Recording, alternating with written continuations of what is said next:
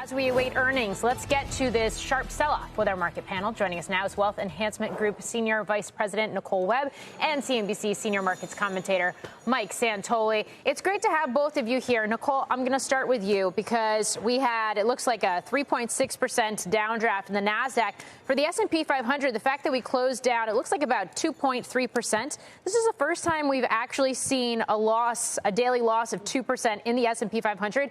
356 trading days.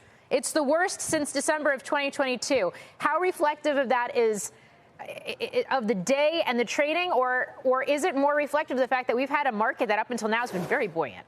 I'm going to take the latter.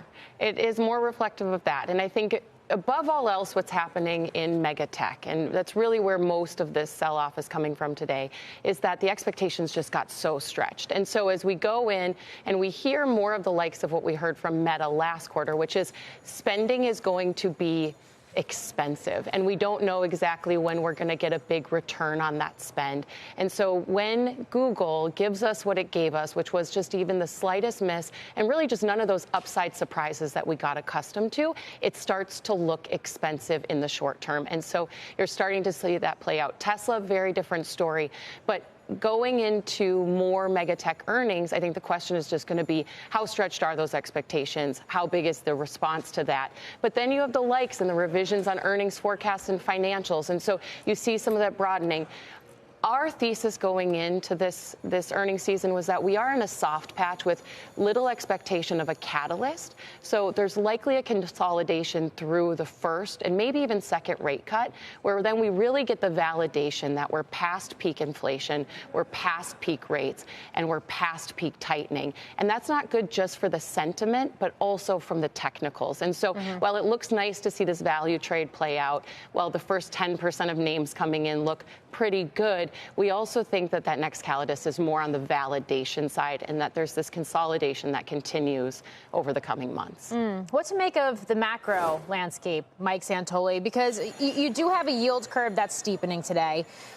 You've had a number of traders pointing to Visa and Lamb Weston, the results we got in the past 24 hours from those two names as showing more signs of weakness in the consumer. You take that, you couple it with the commentary from Dudley, former Fed official.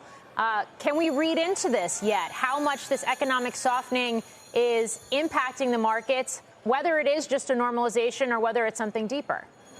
Well, Morgan, I think it definitely is now a bit of an overlay on this whole preset assumption that the soft landing was going to proceed in a pretty seamless way for months. And so there were always going to be growth scares. We're probably in a minor growth scare. But what I also see is this very familiar effect of the market starts to have this kind of reset of expectations. We got a little too expensive. We got a little too optimistic.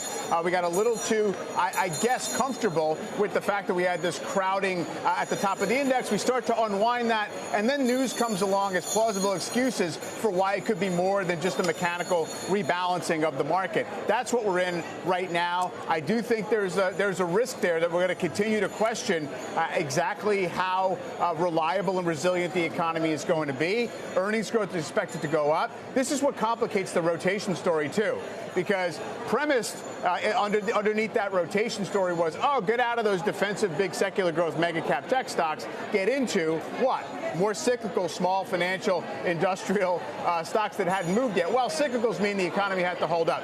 That's the fix we're in. I don't think the alarms are red flashing right now. It still seems like a relatively routine pullback, but also a reminder, I keep saying, a broader market is not a more stable or predictable market. It's a little more chaotic, and that's what we have.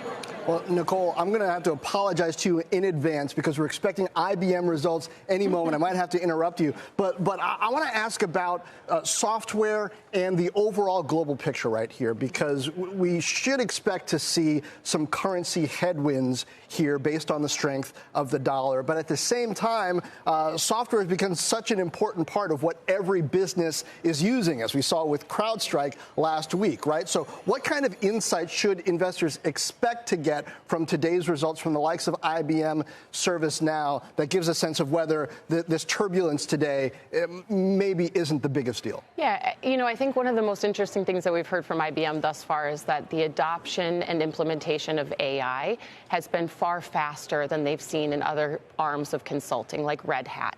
And so what we will continue to listen for is just where enterprise level spending goes. And then I think what we're all waiting for is what is the real return on that? Can we drive unit labor costs down? Can we drive productivity higher?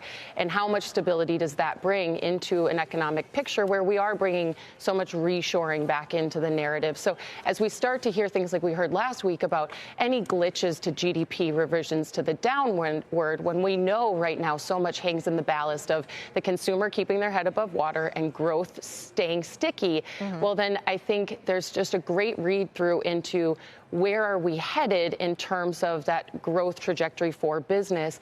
And at the heart of all of that right now is the utility level of enterprise software and systems. Okay.